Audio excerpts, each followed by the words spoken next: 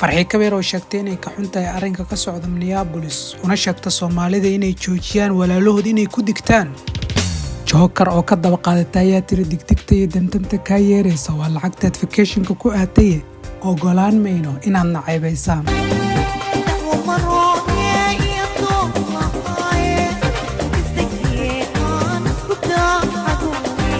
falanqaynta nuqulkan intaynu u gudagelin waxaan kaa codsanayaa in aad like saarto.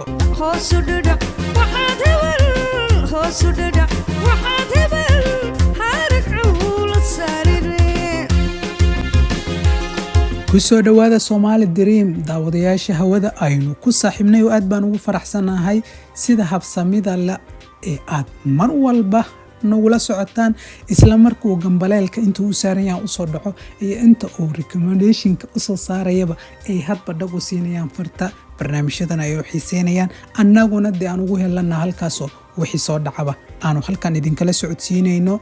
Somali Dream waxa weeye wehelkiina koowaad waxaa jirtay magaalada Minneapolis in arrin ka jirtay ahay in dad Soomaaliyeed ay lacaga meersadeen oo ay musuqmaasuqeen jeebkana ku gurteen kadibna dawladdi ay ku soo jarmaaday oo xafiisyadooda loogu galay.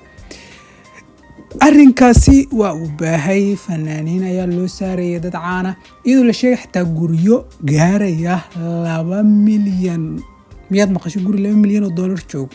haddaba dad Soomaaliyeed ayaa lacag ku iibsaday siday wararku nagu soo gaarayaan. dalka Mareykanka waxa uu ka mid yahay dalalka ugu shuruucda adag musuqmaasuqa iyo kala dambeynta. arrinkaasi Soomaalida aad ayuu ceeb ugu noqday gaar ahaan Minneapolis. waxaad ogeedeen in madaxweynihii hore ee dalka Mareykanka Trump uu hadda ka hor Minneapolis si xun u aflagaadeeyay isagoo dadka Soomaaliyeed ku tilmaamay inay dalkooga horay u soo burburiyeen ay halkani dhibaato ka wadaan. arrintaas hadda waxaan dib idinkaga celshaa ma jirtee just waan idin kormarayay oo waan idin xasuusinayay. farxi kabeer arrinkaas marka uu dhaco waxa ay la wadaagta dadka fariin ayuu tiri aad iyo aad ayaan uga xumahay waxa ka socda magaaladeennii Minneapolis. iminka iyadu waxay ku sugan tahay dalka Kenya ee arrinkani ka soo qorayso.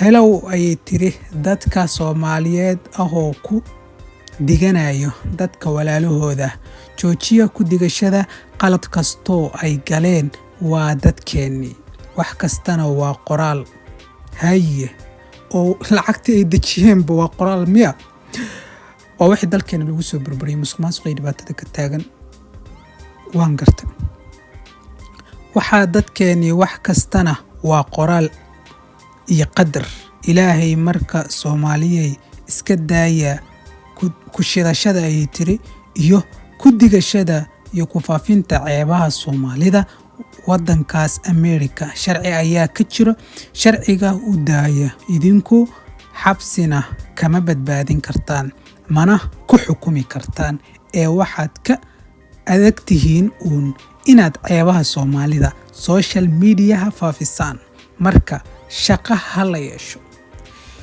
horta waa runad qof haddii dhibaato ku dhacda in la daba galo oo maanta oo dhan la qodqodo ma fiicno.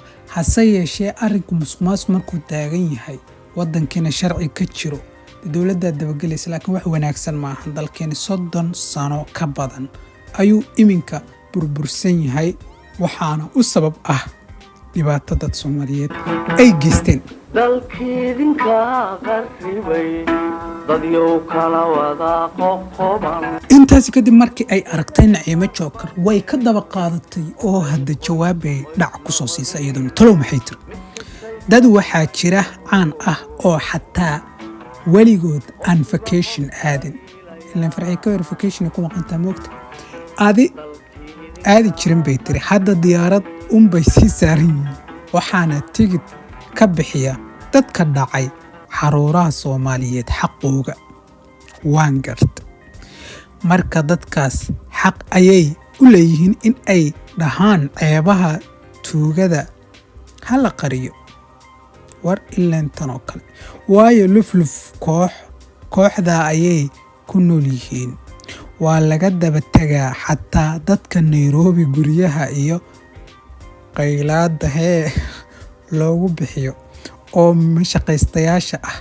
insha allah ilaahay ayaa ceebaynaya, marnaba tuug uma ogolin inuu sumcadda soo jireenka ah ee ummadda Soomaaliyeed ku cayaaro iyo tuug ku daba qaraabata toona. inta samaha jecel qosolna way soo raacsid kullu kelmadda inta samaha jecel waa hal hays ay leedahay Farxiyo Kabayr. Naciimo Jokarna inta say Facebookeeda ku soo qortay. Naciimo miyaan humnaanay anaga Farxiyo Kabayr dad lacag sii jireen. way 2016 xitaa hadii aan arinkaas xoogay bidhaamiyo waxay ku qaban jirtay show oo ugu qayb showyaal ay ku qaban jirtay oo ugu qayb gali jirtay oo halkaas ka dhici jiray markastana waay si sarnaa jirta diyaaradda tan markaasna ma dhici jiray. daawadayaal Somali Dream ayaanu idinkaga soo gudbinaynaa mar walbana waxaan jecelnahay inaan idinla wadaagno wax walba ku saabsan Soomaalida. imad baran qumadkii raggaan qiimo dheeraay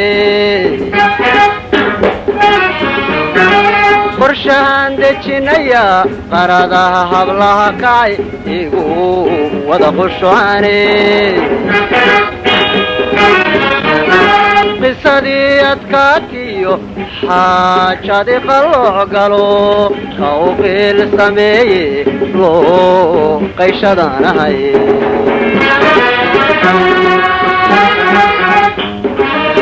wayno wax ka qarin qumaatina iska baray inaad qaabishay tahay quruxdiyo wanaaguye horta maysu qalanna